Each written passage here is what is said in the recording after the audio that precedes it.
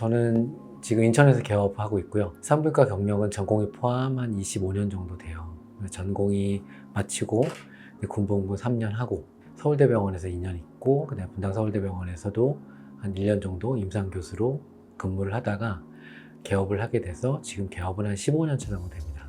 산부인과는 세 가지 분야로 나눠지는데요. 아이를 분만하고 출산하고 이런 걸 보는 산과, 그 다음에 이제 암이나 이런 거를 보는 부인과, 호르몬을 관장해서 시험관악이나 또 임신을 시도하는 생식내분비 이렇게 세 과로 나눠져 있어요. 저는 이제 생식내분비 전문을 했고요. 개업을 하고 나서도 임신이나 이런 거를 확인하기 위해서 또 임신을 도와드리기 위해서 생식내분비 전공을 하고 있습니다.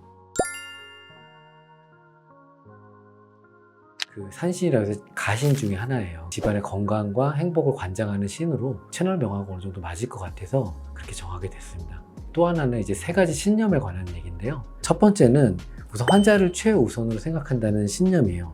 그래서 아무리 좋은 치료가 있다고 하더라도 환자가 만족하거나 동의하지 않는다면 그 환자는 결코 행복하지 않을 거라는 생각이 들기도 하거든요. 그래서 그 환자의 마음에 동행한다는 개념에 환자 최우선으로 한다는 첫 번째 신념이고요. 두 번째로는 꾸준히 학습하고 지속적으로 발전하는 성실의 신념이에요.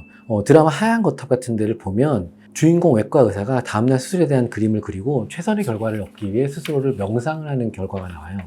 잘 아시겠지만 이 세상은 너무 빨리 변하고 있는 상황이기 때문에 의학이라는 전문 분야는 더 좋은 서비스를 제공하기 위해서는 꾸준히 학습하고 지속적으로 노력한다는 그런 철학을 두 번째로 담았고요. 세 번째로는 윤리적인 의사결정입니다. 요즘에 너무 많이 나오는 얘기지만 비밀 보장이나 환자의 자기결정권 존중, 치료와 진료 과정에서 정직하고 공정한 판단을 하기 위해서는 너무나 윤리적인 게 필요하기 때문에 이 세 가지를 모티브로 하고 있습니다. 한마디로 우리 몸 안에 새겨져 있는 DNA의 본능 같은 거예요. 생존 본능 같은 거죠. 그래서 종족 번식도 굉장히 중요하기도 하고요. 이 산부인과 의사로서 또 이제 잘 안 생기는 아이를 시험관 아기를 통해서 출산하고 또 탄생하는 걸 보면 나와 우리 사회의 미래에 대한 어떤 공헌을 하는구나. 아이의 탄생은 좀 그런 개념으로 바라보고 있어요. 전공의 시절이면요. 한 30년 전이에요, 거의. 1950년부터 한 70년대까지는 연 100만 명이 태어났고요.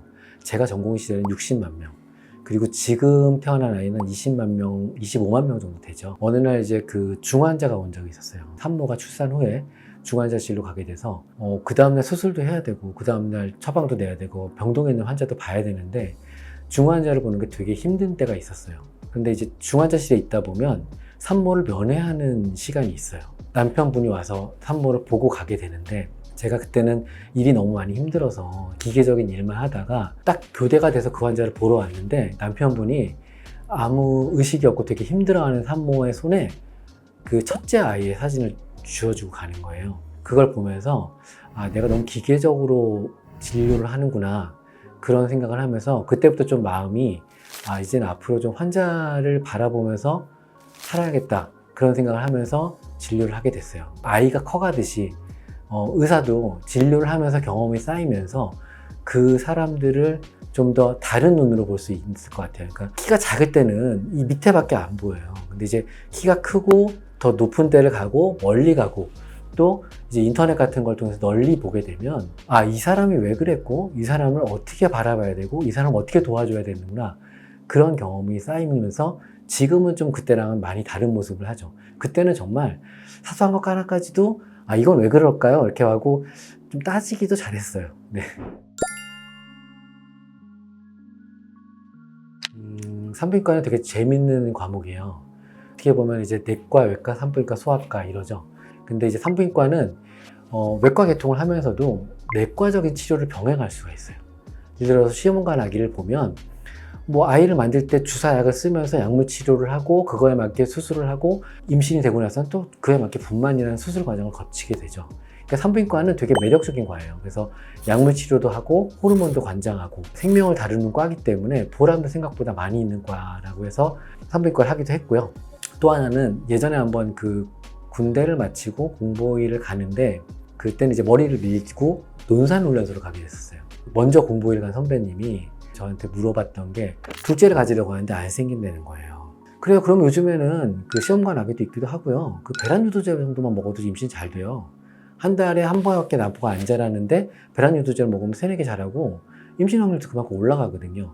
그리고 군대를 갔다 왔어요. 발령 받고 1년 뒤에 그 선배를 만났는데 정말 쌍둥이를 안고 있는 거예요. 저는 그걸 까맣게 잊어버렸는데 그 선배가 씩 웃으면서 야, 네가 얘기해서 얘가 생긴 거야. 그러는 거예요.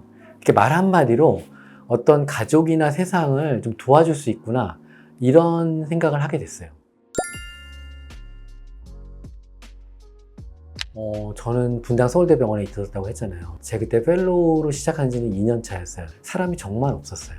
그러다 보니까 하루는 산과, 하루는 구인과, 하루는 내분비. 근데 주로 하는 건 내분비지만 다른 데 영역을 당직을 쓰면서 도와주는 일을 많이 하게 됐죠. 이제 환자가 오면 상황이나 나이 그런 거에 맞게 조언을 하다 보니까 여러 가지 진료를 하게 됐어요. 그래서 이제 주로는 이제 시험관악이나 인공수정, 또 이제 임신이 잘 안 되는 난임 부부들을 도와주고, 이제 호르몬 치료도 많이 하고 수술도 많이 하니까 그분들이 좀 더 마음에 드는 결과를 만들기 위해서 약물도 치료하고 있습니다.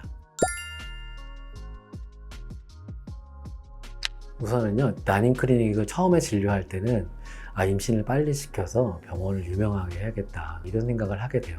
진료를 하다 보면 그 안에서 조금씩 보람을 느끼는데 이제 시험관은요 안 생긴단 말이에요. 잘 안 되고 여러 가지 이유 때문에 잘 몰라요. 산부인과 의사에서 어디 광고 같은 데 보면 여자 산부인과 의사니까 여자의 마음을 잘 안다 이런 얘기를 많이 하세요. 근데 저 남자지만 사실 남자에 대해서 잘 몰라요. 사실 찾아오시는 여성들도 그런 거에 대해서 잘 모르는 경우가 많단 말이죠. 근데 그래서 많은 곤란을 겪는데 그거를 해결함에 있어서 뭐 시험관악 6번 하고 7번째 했는데 임신되신 분, 10년 만에 아기 가지신 분, 거의 포기하다시피 했는데 임신되신 분들 보면 느낌이 다르죠. 그리고 더 재밌는 건 난임의 경우는요, 학교를 가도 데리고 오고요, 100일이 돼도 자랑하러 오세요. 그러면서 애기한테 꼭 각인시켜주세요. 너가 네 선생님 덕에 생긴 거야. 뭐 이렇게 얘기를 해줄 때 있을 때 감사하기도 하고, 어떻게 보면 저를 선택해 주셔서 제가 기여할 수 있는 기회가 되기도 했고, 정말 제 눈에도 안 보이는 난자나 수정란이 태어나서 멀쩡하게 잘 걸어다니고 이쁘게 말도 잘하고, 요즘 아이들 너무 이쁘잖아요. 그래서 그런 모습을 볼 때마다 제 스스로도 뭉클하죠. 제가 물론 이제 난임 환자를 많이 봐서 그런지 몰라도 난임으로 출산한 부부는 아이 생기면 되게 행복해요. 아니, 세상이 이렇게 빨리 바뀌는데 커리어나 이것도 어느 정도 안정이 되지 않고서는 가정이 그렇게 쉽게 이루어지지는 않거든요. 그러니까 그것도 저도 이해하고 매번 설명드려요. 어떤 분들 막 한 달에 한 번 생리하고 안 되면요 되게 속상해서 막 울고 계시는 분도 계시고 습관성 유산돼서 우시는 분도 계시거든요. 그래서 제가 그때 매번 하는 설명이 그거예요. 이 상황이 그냥 애기만 나면 아무것도 아니라는 거죠. 그걸 가지고 뭘 울고 그러시냐고. 그만큼 눌려있던 분들은요 나중에 더 행복한 것 같기도 해요.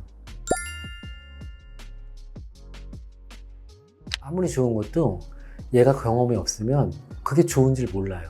뭐 금덩어리가 있어도 원주민들이 그 좋은 걸 모르는 것처럼. 그래서 예전에는 죽을 사람 살리면 훌륭한 의사가 최고의 의사라고 생각을 했어요. 당연히 그렇게 하고 그렇게 살았죠. 근데 이제 진료를 하고 개업을 하고 환자를 뭐 거의 한 10만 명 넘게 보다 보니까 이게 이제부터는 진료 철학이 소통이라는 거예요. 소통이라는 게 뭐냐면 이 사람이 바라는 게 있어요. 그리고 그 사람의 환경에 맞는 치료가 있는 거예요. 그거에 맞게 그 사람의 감정을 가지고 그 사람이 언제쯤 수술하고 싶을 거나 어떤 치료를 하고 싶을 때 맞춰주는 게 그게 훨씬 더 중요한 치료라는 걸 알게 됐어요.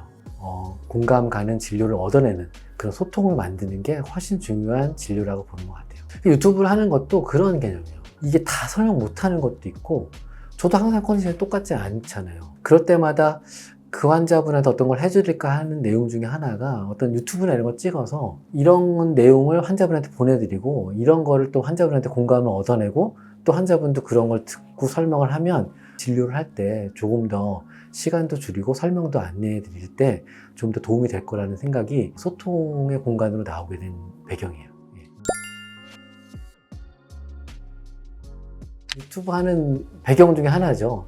시대를 공감하기 위해서는 책을 좀 많이 보게 됐어요. 인문고전을 많이 봐요.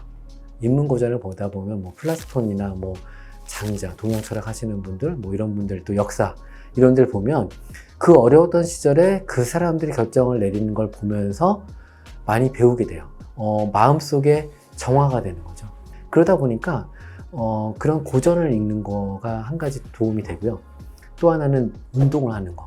나의 아저씨 같은 데 보면 아이유가 그런 말을 하죠. 달릴 때 많은 것에 자신을 잃어버리니까 좋다고 하죠. 외국 영화의 주인공이 아침 6시에 달려요. 그 실제로 해외여행 가거나 학교를 가면 유명한 학자나 거기에 유명한 사람들도 꽤 많이 아침에 운동을 하고 달리죠. 왜 그럴까 그랬어요? 아침부터 피곤하게. 근데 지금 생각해 보면 이런 운동을 하다 보면요, 신체가 활력이 되면서 다 잊게 되고 몸이 다시 세팅을 되는 경험을 갖게 되는 거예요. 그러면서 새로운 생각을 떠올릴 수 있는 계기가 되더라고요. 그 베스트셀러 중에 넛지라는 책이 있어요. 엄마 코끼리랑 아기 코끼리가 걸어가죠. 근데 그 과정에서 그 아이 코끼리가 조금만 잘못 가려고 하면 엄마가 이렇게 탁 쳐주기만 해요. 나 따라와, 무조건 따라와. 그러니까 그런 거예요. 삼식의사 채널을 하는 이유는 뭐 병원 홍보 이런 것도 있기도 하지만, 뭐 제가 어떻게 보면 까불어봤자 30년인데 의학의 기술에 어느 정도 있을 때 이런 거를 궁금해하는 사람들한테, 또 말씀하신 대로 병원 산부인과 특히 가기 싫기도 하고 난임인데 또 다닌다고 말하기도 좀 그래요. 그런 경우의 분들에게 이런 경우는 이런 정도는 생각해 보셔야 돼요. 이럴 때는 좀 빨리 가셔야 돼요. 이런 내용들을 설명해 줌으로써 이게 내가 이상한 게 아니구나, 그런 걸 좀 설명해 드리고 싶기도 하고요. 의료 콘텐츠로 저도 이런 사회에 이런 기여를 좀 해보고 싶은 거예요. 지식이나 이런 게 또 체력이 되고 있을 때 그런 걸 좀 전해주고 싶은 뜻이 좀 더 많이 있는 거죠. 네. 예전에는요, 저 젊었을 때는 한번 생각하면 답이 나오기도 하는데 그냥 막 물어보기만 했었어요. 근데 좀 지나고 나니까 말을 안 하게 돼요. 왜냐하면 말해서 손해볼 때가 더 많다고 생각하는 거예요. 근데 제가 채널로 설명드리고 싶은 건 궁금하면 그냥 물어보시라는 거예요. 창피하지도 않아요. 편할 때 그냥 아무 한마디 던져주시면 그런 내용들에 대해서 제가 공부를 해서 시원하게 알려드리고 싶은 거죠. 그래서 한마디는 궁금하면 항상 언제든지 키고 물어보시라는 거죠. 그러면 이제 마지막으로 그냥 인사 한번 부탁드릴게요. 거기까지 준비 안 했는데